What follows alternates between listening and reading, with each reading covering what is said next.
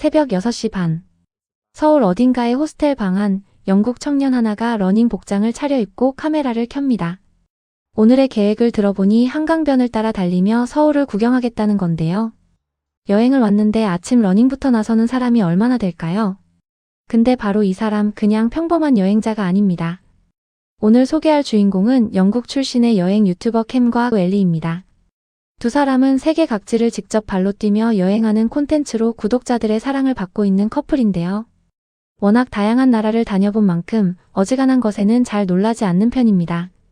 그런 이들이 서울에 발을 내디딘 순간부터 뭔가가 달랐습니다. 그것도 아침 러닝 도중에 말이죠. 새벽 공기를 가르며 6km를 달린 캠이 향한 곳은 GS25 편의점. 엘리에게 사주기 위해 바나나 우유 커피를 만들겠다며 들어서는 모습인데요. 아이스 블랙 커피 파우치를 꺼내고 컵 얼음을 담고 바나나 우유를 섞는 이 조합 레시피는 SNS에서 퍼지며 외국인들 사이에서 한국 편의점 필수 경험으로 자리 잡은 것이죠. Okay, so first you crush the up. Oh my god. That's really nice. More time? It's like having a banana bread coffee. Yeah. That is good. That lives up to the hype. 직접 만든 바나나 우유 커피를 한 모금 마신 엘리는 바나나 브레드 커피 같다며 입이 벌어지는 모습을 보이는데요. 그거 완전히 기대에 부응하는 맛이야라는 말과 함께 캠도 연신 고개를 끄덕이고 맙니다. 영국에서 편의점이란 어떤 곳일까요? 껌 한 통, 탄산음료 한 캔, 기껏해야 샌드위치 한두 종류가 전부인 경우가 대부분이죠. 영국 편의점에서 즉석 음료를 직접 조합해서 마신다는 건 상상도 하기 힘든 일입니다. 그런데 한국 편의점은 출발점부터 다릅니다. 이처럼 다양한 식재료와 음료를 원하는 방식으로 조합해 마실 수 있다는 것, 이 자체가 한국 편의점 문화가 얼마나 깊은지를 보여주는 대목인데요. 사실 이 영상에는 캠 혼자 등장하는 게 아닙니다. 서울에서 함께 근무했던 지인을 오랜만에 만나는 장면도 나오는데요. 반갑게 근황을 나눈 뒤 지인이 건넨 선물이 바로 한국 스킨케어 제품이었습니다. 엘리는 받자마자 너무 친절하다며 환하게 웃었는데요. 처음 만난 사이도 아니었지만 서울에서 다시 만난 2년 위에 한국 화장품 선물이 올라가는 이 장면, 요즘 외국인들 사이에서 한국 스킨케어가 얼마나 대접받는 선물인지를 보여주는 것 같습니다. 이후 두 사람은 강남으로 향합니다.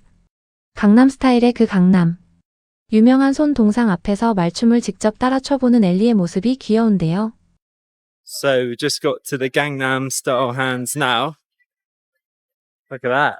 Ellie's going to show you how to do dance now. 관광지로서도 문화 콘텐츠로서도 세계적인 인지도를 가진 도시. 서울이 가진 힘의 하나가 여기서 드러납니다. 강남 거리를 걷던 두 사람이 브런치를 먹은 뒤 들른 곳은 코엑스몰 안의 별마당 도서관입니다. 카메라에 담긴 장면은 정말이지 말이 필요 없는 수준이었는데요. 천장까지 닿을 듯 솟아오른 거대한 책장 2개, 그 위를 유리돔이 덮고 있는 공간. 별마당 도서관은 단순히 책을 읽는 공간이 아닙니다. 쇼핑몰 한가운데 이런 규모의 문화 공간을 무료로 개방해 두는 나라가 세상에 얼마나 될까요? 실제로 이 도서관은 CNN, 타임 등 해외 주요 매체에서 세계에서 가장 아름다운 도서관 중 하나로 소개된 바 있을 정도입니다. 두 사람은 도서관 바로 옆에 자리한 퍼센트 아라비카에서 커피를 마시며 서울은 어딜 가나 카페 문화가 넘쳐흐르고 시각적으로 너무 아름답다고 말하는데요. 캠은 브런치 하나만 봐도 서울은 매일 다른 곳을 가도 지루하지 않겠다며 혀를 내두릅니다.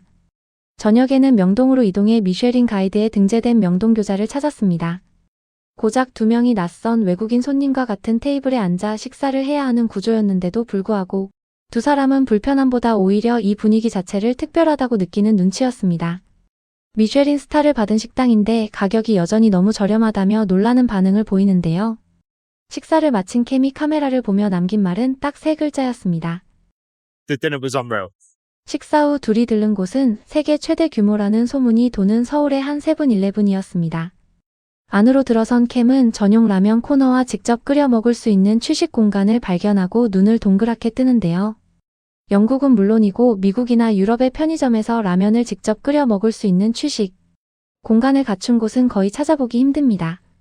한국 편의점은 그냥 물건을 사는 공간이 아니라 요기도 하고 잠시 쉬어가는 생활 인프라 그 자체입니다.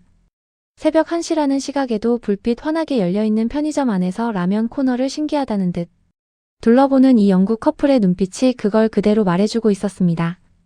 다음 날 두 사람은 하루 종일 편의점 음식만으로 먹는 도전에 나섰습니다. 결론부터 말씀드리자면 아침, 점심, 저녁을 편의점 음식으로만 채웠는데 두 사람 합산 하루 식비가 2만 원이 채 되지 않았다는 사실입니다. 아침은 GS25에서 삼각김밥과 크림치즈 베이글, 단백질 쉐이크로 해결했습니다. 캠은 삼각김밥을 직접 뜯어 먹어보더니 참치가 꽉 찼는데 진짜 맛있다며 흥분을 감추지 못했는데요. 국내에서는 너무도 익숙한 편의점 삼각김밥 하나가 영국 사람 눈에는 이렇게 신선한 경험으로 다가오는 것입니다. 심지어 단백질 쉐이크까지 마신 뒤 본국 단백질 쉐이크보다 훨씬 부드럽다는 비교까지 덧붙이는데요.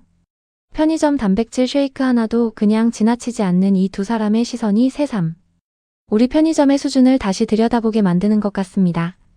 아침을 해결한 두 사람이 다음으로 향한 곳은 남산 서울타워. 케이블카 요금이 1인당 약 15파운드라는 걸 확인한 캠은 여행 중 지출을 아끼기 위해 걸어서 올라가기로 결정합니다. So we just got up here now, and the cable car is about £15, and we thought, you know what, we're travelling, we're on a bit of a budget, let's not be lazy, and yeah, I think we're going to walk it. It says on Naver Maps it's about a half an hour walk. 그런데 막상 올라가는 길에서 예상치 못한 풍경을 마주하게 되는데요. 도심 한복판에 이런 등산로가 있다는 건, 그리고 나무 계단 하나하나가 깔끔하게 정비되어 있다는 것이 영국인 시선에서는 도저히 이해가 안 되는 광경이었을 겁니다. 런던 도심에서 걸어서 30분 안에 숲길 등산이 가능한 산을 올라간다는 건 상상도 하기 힘든 일이니까요. 정상에 도착한 두 사람은 발 아래 펼쳐지는 서울의 전경의 말을 잃고 맙니다.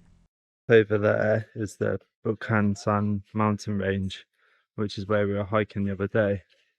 So yeah, we're at the other side of the city now. This really makes you realise how big Seoul actually is. Look, it goes all the way over there as well. It's crazy.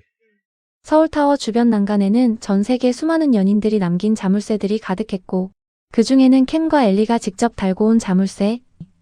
엘리, 캠, 영국에서 왔다감 2026년 5월 12일이 빛나고 있었습니다. 그런데 여기서 한 가지 짚고 넘어갈 게 있습니다. 남산 등산로 중간에 있는 세븐일레븐, 바로 이 편의점의 존재 자체가 외국인들에게는 충격이었습니다. 유럽이나 영국에서 산을 오르다 보면 중간에 편의점이 있다는 건 꿈같은 이야기거든요. 기껏해야 자판기 하나가 전부이거나 그마저도 없는 경우가 태반입니다. 그런데 한국은 등산로 중간에도 편의점이 있고 거기서 라면을 사서 바로 먹을 수 있는 취식 공간까지 갖춰져 있으니까요.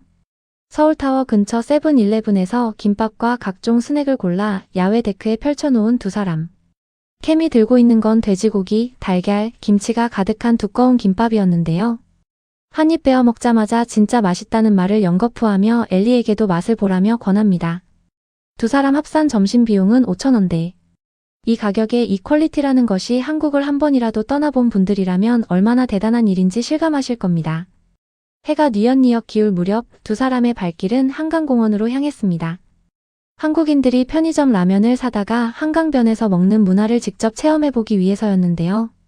Down to the Han River on this lovely evening because a lot of Koreans in Seoul come down here in the evenings to look across the river and eat ramen basically and have dinner and fried chicken and stuff. Yeah, we have actually we did do this the other day, but we really enjoyed it, so we thought we would do it today because that means we can get our ramen from the convenience store. 영국인의 눈에는 서울 한강가의 라면 한 그릇이 하나의 문화로 읽힌 것입니다. 하루 종일 편의점 음식만으로 버텼는데 하루 식비 총합은 두 명 합산 약 2만 원. 캠은 이 금액을 직접 계산하면서 오늘 하루 진짜 잘 먹었는데 이 가격이라니라며 고개를 가로젓는데요. 한국 편의점의 가성비는 그 자체로 하나의 문화 수준을 보여주는 지표인 셈이죠. We have loved it here and all the food's been amazing and the people have been so nice and yeah, it's just been nice to like explore a different place, hasn't it? 음식이 맛있는 건 당연한데 사람들이 친절하더라는 것. 어쩌면 그 말이 이 영국 커플이 서울에서 발견한 가장 큰 수확이었는지도 모릅니다.